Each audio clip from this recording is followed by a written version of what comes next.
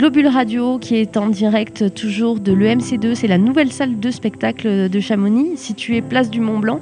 C'est les portes ouvertes ce matin. Et nous, on était là aussi hier pour l'inauguration officielle, le coupé du ruban. Et on a rencontré Aurore Termoz, qui est l'adjointe au maire de Chamonix. Elle nous parle de ce projet qui voit enfin le jour dans la vallée de Chamonix. C'est une très grande émotion, surtout après les années Covid où on n'avait pas eu beaucoup d'occasions de faire des liens d'une communauté. L'inauguration de ce soir, ça donne foi en l'avenir et c'est toute l'histoire en fait de ce projet de réutilisation d'un espace qu'on avait un petit peu oublié, qui était tombé en désuétude et qui était plus présent dans nos mémoires, qui aujourd'hui va redevenir le cœur vivant de Chamonix, le cœur des Chamoniards. Donc là, on est à l'inauguration de l'EMC2. C'est un projet qui date de plusieurs années et même d'autres mandats de maire. Ça date il y a combien de temps exactement ? Alors EMC2, son histoire, elle a été quand même plutôt rapide. Nous travaillons il y a quelques années sur une réalité alternative si jamais notre cinéma venait à nous quitter. Et heureusement, il est resté là où il est. Ça répond aux nostalgiques et à ceux qui aiment ce lieu-là. Mais on avait déjà convoité cet espace qui était qu'une coque qui attendait d'être habitée par des idées. Et on s'est dit, si ça marche en cinéma, ça doit fonctionner aussi en espace culturel et festif. Le boulot avait déjà été fait. On savait qu'on pouvait y mettre des sièges, on savait qu'on pouvait y mettre des scènes, on savait qu'on pouvait traiter les questions acoustiques. Alors, on savait qu'on pouvait réaliser une très belle salle, confortable, avec des performances acoustiques, thermiques et au niveau de la production de spectacles qui étaient plus que satisfaisantes. Alors, on s'est dit, soyons fous et allons-y. Et voilà comment est né EMC2. Ici, à l'époque, il y avait quoi ? C'était un emplacement, une coquille vide ? Alors ça, c'était il y a très très très longtemps, parce que vous étiez certainement pas nés, mais moi je me rappelle que jeune collégienne, je venais déjeuner de temps en temps au restaurant d'application. C'était le restaurant d'application du lycée hôtelier. Voilà, donc c'est une autre vie, notre destination. Et puis, comme on l'a dit tout à l'heure, EMC2, c'est transformer l'énergie en matière. Et là, on voit cette transformation et cette écriture des projets qui s'inscrivent dans la continuité. Et après avoir été un restaurant, ça a été vide pendant des années ? Ça a été vide pendant des années. Alors, il y avait du stockage, parce que vous savez, la nature a horreur du vide. Donc, il y avait tout plein de choses.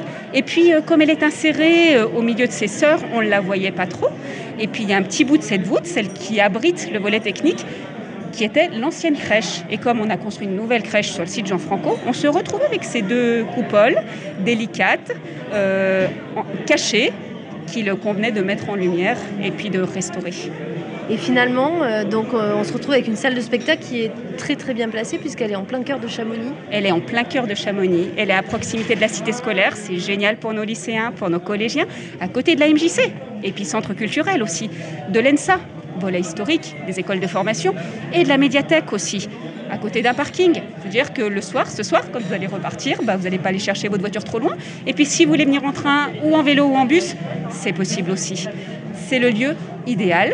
On l'aurait cherché tel quel, on ne l'aurait pas trouvé. Je pense que quelque part, il s'est imposé à nous. Et pourquoi ça a mis autant de temps pour une ville comme Chamonix, avec autant d'habitants, pour retrouver un tel espace pour une salle des fêtes et une salle de spectacle? Parce qu'on s'est posé beaucoup de questions. Vous savez, ce geste-là de refaire le cœur vivant de la culture et de la communauté, ça ne se fait pas à la légère. On a réfléchi, est-ce qu'il faut un espace plus grand ailleurs? On a étudié plusieurs lieux. Qu'est-ce qu'on cherche vraiment? Quelle est l'évolution de nos besoins, des besoins de nos associations, des attentes de notre population? Et tout cela a fait que ça converge aujourd'hui vers les voûtes. Mais pour le coup, l'histoire, elle est bien faite. Parce que s'il n'y avait pas eu ce temps, s'il n'y avait pas eu le cinéma, s'il n'y avait pas eu cette prise de conscience qu'on avait à portée de notre main, quelque chose qui existait déjà et qu'il fallait réanimer, c'est-à-dire remettre une âme dedans, cette convergence, elle a conduit aujourd'hui à inaugurer la salle EMC2.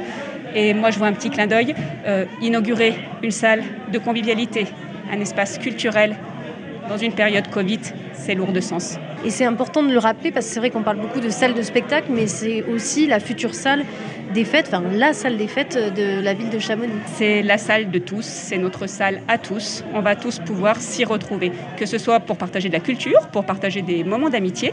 Et en fait, elle est insérée, elle est très intelligente cette salle. Les gradins, 280 places assises, confortables, peuvent se replier. Avec un coup de baguette magique, la scène s'efface dans le sol et on a un espace de plein pied. On va pouvoir faire des balles, J'ai des concerts et plein d'autres choses qui répondent à un usage plus festif et convivial que culturel. Ce qui est intéressant, c'est qu'on a rogné sur la qualité ni de l'espace culturel, ni de l'espace festif. Donc si on a envie de venir organiser quelque chose ici, c'est possible à partir donc, du printemps prochain. Il faudra donc se diriger vers la mairie pour faire une demande. Alors, n'importe qui peut y accéder ? Comment ça se passe ? Alors, n'importe qui pour faire n'importe quoi ? Non, parce que c'est un espace quand même qui est noble. Et puis, en priorité, on va bloquer en fait nos dates culturelles parce qu'on a une très belle saison culturelle qui s'appelle Une montagne de spectacles, dont les ambitions sont renouvelées grâce à la mise à disposition de cet équipement qui s'y prête tout particulièrement. Et en dehors des dates qui sont requises par notre saison culturelle, il faut que cette salle, elle vive. Il faut qu'elle vive avec nous tous. Et toutes les manifestations sont les bienvenues. Merci beaucoup.